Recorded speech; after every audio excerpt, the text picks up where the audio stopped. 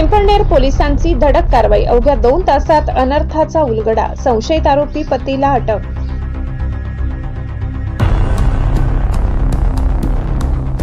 वाकीगाव येथील शिवारात शेतामध्ये एका 40 वर्षीय महिलेचा बेवारस मृतदेह आढळून आल्याने परिसरात एकच खळबळ उडाली।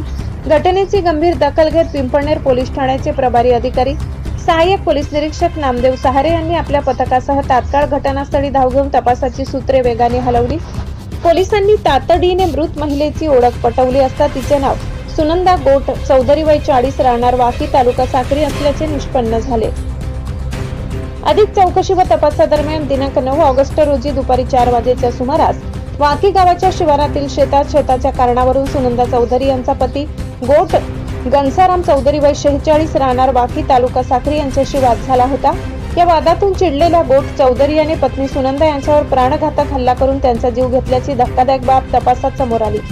या घटनेनंतर पिंपळनेर पोलिसांनी गोपनीय माहिती आणि तांत्रिक तपासाच्या आधारे संशयित पतीचा माग काढत अवघ्या 2 तासात गोट गंसाराम चौधरी याला ताब्यात घेतले। तपासात त्याने गुन्ह्याची कबुली दिली असून पिंपळनेर पोलीस ठाण्यात भाग 5 गुन्हे रजिस्टर नंबर 190/2026 BNS कलम 103(1) अन्वये गुन्हा दाखल करून त्याला अटक करण्यात आली आहे। ही कारवाई पोलीस अधीक्षक विशाल आनंद, अप्पर पोलीस अधीक्षक अजय देवरे आणि उपविभागीय पोलीस अधिकारी सुधीर पाटील यांच्या मार्गदर्शनाखाली सहाय्यक पोलीस निरीक्षक नामदेव सहारे व त्यांच्या पोलीस पथकाने यशस्वीरित्या पार पाडली।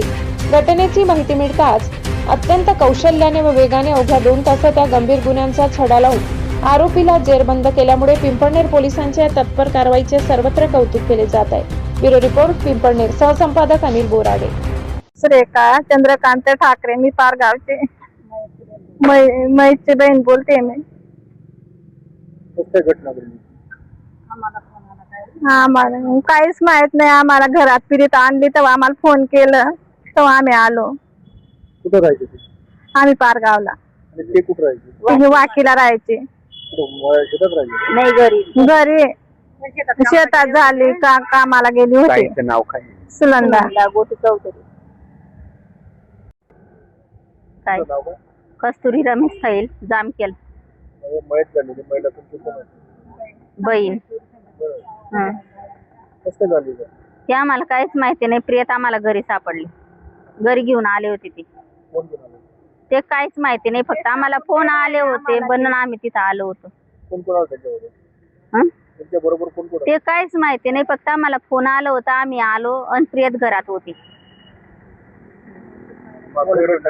दवाखान्यात कोणी आणलं?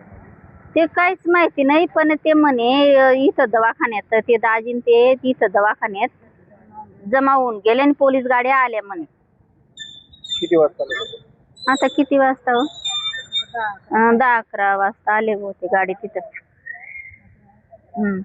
ते माग लागले, आम्ही ते पाहिलं। काय मागणी तुमची? आम्ही आता मुले मुलं आहेत आमच्या मुलांकडे ते काय